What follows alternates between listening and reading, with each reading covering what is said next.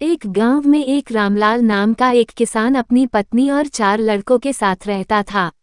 रामलाल खेतों में मेहनत करके अपने परिवार का पेट पालता था, लेकिन उसके चारों लड़के आलसी थे, जो गांव में वैसे ही इधर उधर घूमते रहते थे।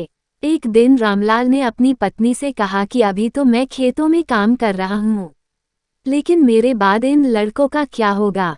इन्होंने तो कभी मेहनत भी नहीं करी, ये तो कभी खेत में भी नहीं गए। रामलाल की पत्नी ने कहा कि धीरे धीरे ये भी काम करने लगेंगे। समय बीतता गया और रामलाल के लड़के कोई काम नहीं करते थे।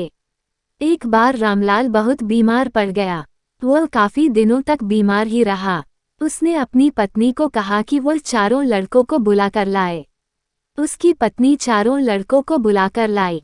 रामलाल ने कहा, लगता है कि अब मैं ज्यादा दिनों तक जिंदा नहीं रहूंगा। रामलाल को चिंता थी कि उसके जाने के बाद उसके बेटों का क्या होगा, इसलिए उसने कहा, बेटों, मैंने अपने जीवन में जो भी कुछ कमाया है वो खजाना अपने खेतों के नीचे दबा रखा है। मेरे बाद तुम उसमें से खजाना निकालकर आपस में बांट लेना। यह बात सुनकर चारों लड़के खुश हो गए। कुछ समय बाद रामलाल की मृत्यु हो गई। रामलाल की मृत्यु के कुछ दिनों बाद उसके लड़के खेत में दबा खजाना निकालने गए। उन्होंने सुबह से लेकर शाम तक सारा खेत खोद दिया, लेकिन उनको कोई भी खजाना नजर नहीं आया। लड़के घर आकर अपनी माँ से बोले, माँ, पिताजी ने हमसे झूठ बोला था, उस खेत में हमें कोई खजाना नहीं मिला।